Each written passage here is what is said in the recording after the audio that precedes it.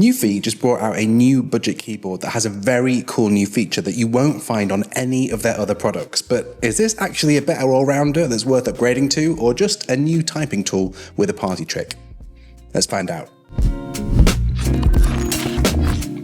A big thanks to Nuphy for sending these over for me to check out this month, and yeah, they've had quite the year. First of all, they had the Kick 75, which was a first in terms of functionality. This allowed you to buy one device that you could then use in both high profile and low profile setups. Playful idea and a genuinely great experience to use despite the toy-like design, but I'm not sure how many people really wanted that transforming functionality. They then followed it up with the Air 75 version 3, possibly my low profile keyboard of the year, and then we also got a new high-profile Halo model, kind of. It's a long story. That brings us to the Node 75, which is their new budget offer, but despite the price and looks, this is actually hiding a bunch of pro features. Now, as you unbox it, you'll find the Node 75 is very minimal, pretty monochrome, but very intentional, and visually, they've definitely committed here. This isn't obviously a Nuphy keyboard as you look at it. The design takes clear inspiration from mid-century Braun gear like the T3 transistor. It's definitely got that Dieter Rams energy to it. Now, it is plastic, but it's meant to be. That keeps it really light. Actually, I think this is Nuphy's lightest keyboard ever at 667 grams for the low profile version or 827 grams for the high profile one. And although you do get the classic Nuphy yellow, red and green keycaps in the box, it does arrive fitted in a color matched setup, and even the color choices are pretty restrained. There's ink gray, which is a kind of a warm, almost browny light gray. There's lunar white, which is more like a cream, and come to think about it, it's very similar to the low free flow light. There's also light pink, which I didn't get to check out here, but also looks great. Now let's talk height and portability, and this matters if you're a MacBook user like me. The Node 75 sits low enough that these little rubber feet line up perfectly with a MacBook keyboard like some of Nuphy's other boards. This one's really easy to throw into a bag, and even though it's not meant to do this, I did try, and yes, it does work with their new folio case if you want to give it some wraparound protection. You also get 3 typing angles on both models with these flip out feet. Now let's take a look at the feature I'm sure everyone is here for. This is Nuphy's only keyboard that has a touch bar. Now thankfully this is not an Apple touch bar. There's no screen, there's no icons. Instead, Nuphy split the top of the keyboard into 2 parts. On the left, you get a dot matrix LED panel. This can show you things like battery, device switching if you're in Bluetooth mode, caps lock, or simply kind of pulsing along to show you your typing speed. On the right, between these 2 raised dots, almost like Braille, this is the touch surface. And this allows you 5 different actions. There is swipe left, swipe right, single tap, double tap, and triple tap. This comes pre-installed with some commands like adjusting volume and brightness, but you can customize all of this in Nuphy's web-based software called Nuphy IO. So from here, I can set up these taps to do things like app switching or RGB control or any macro I want to program in.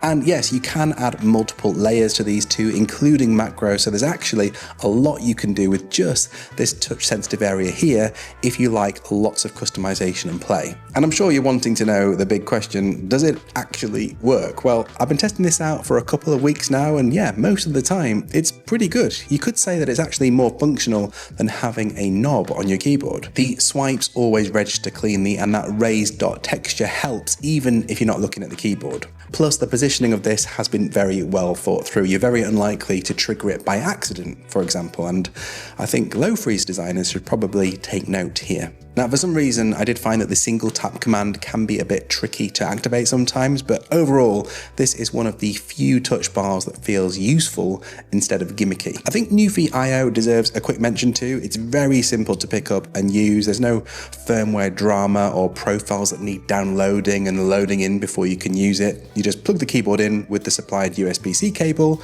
go to the website, and it just works. Now, onto switches. You've got 2 options here to choose from when you buy the Node 75. I'm going to show you how they sound in just a second. There's nano switches if you go low profile, or max switches if you go high profile. Both have the full POM design, which is fresh for Nuphy this year, and come in red for linear, brown tactiles, and blush, which are their silent option. I think the reds are very smooth, poppy, and familiar. I've used these on both the Air 75 version 3 and the Kick 75, and yeah, I'm a big fan. The browns give you a bit more more feedback, and worth noting they are much lighter than other tactile switches that I've used before. The blush switches are properly quiet and beautifully muted, but I haven't been able to try them out on the low profile version yet, but on the high profile version here, spoiler alert, they are very, very nice. Here's a quick acoustic test for you, and I'm also going to put in some clips of the Air 75 version 3 and the Kick 75 for you to compare against.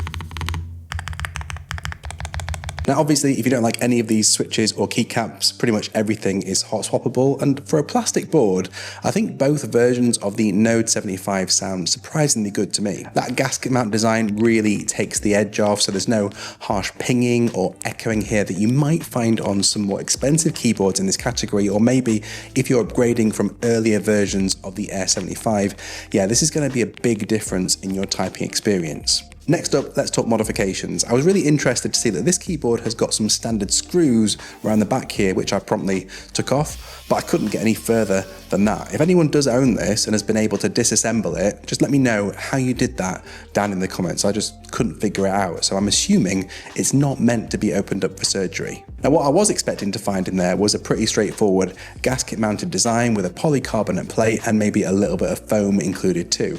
Now to be honest, I wouldn't really want to change any of this, so I don't really have a need to mess with the internals here, but worth knowing about if that's a deal breaker for you. Anyway, another neat feature that's migrated from the Kick 75, if you're one of the few people who own a 3D printer, it's possible to make your own 3D printed accessories too. They give you the files to print your own, things like feet, stands for a laptop or phone, desk mounts. It's pretty cool. Let's be honest though, if you're into hardcore modifications, this probably isn't the board for you. Let's look at battery and connectivity next, where you can connect up to 3 devices via Bluetooth or use it wired using the included USB-C cable. And there's a 2.4G dongle which will give you up to 1000 Hz polling, and yeah, it's even got a little space around the back to keep that dongle tucked away when it's not in use, which is always helpful. Low free, again, take note. You can toggle between these modes using the switch around the back, where you'll also find options to switch between Mac and Windows modes. Now battery life in my testing has been pretty much bang on what they claim, which is up to 1000 hours in low power mode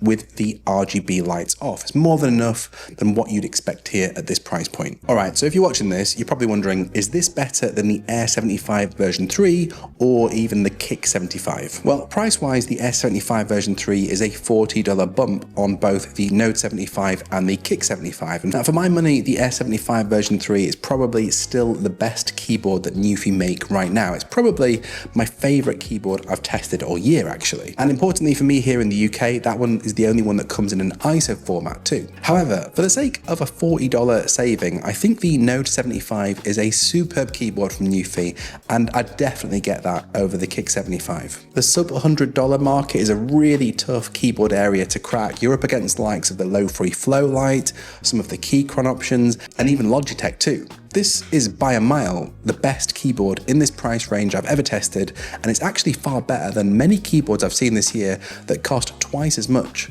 I reckon if you're after a new 75% keyboard in low or high profile options and you've ruled out the Air 75 version 3 or the Halo series, this should definitely be on your shortlist, and in my view, it's a bit of a no-brainer for under $100. You can pick yours up at the link in the description, and don't forget to use my code for a cheeky discount too. Now, if you've got any questions about this one, folks, just let me know in the comments. I'll do my best to answer them. And meanwhile, if you like this one, you'll enjoy my recent rundown of the best ISO keyboards I've tested this year. It's right over there. See you next time.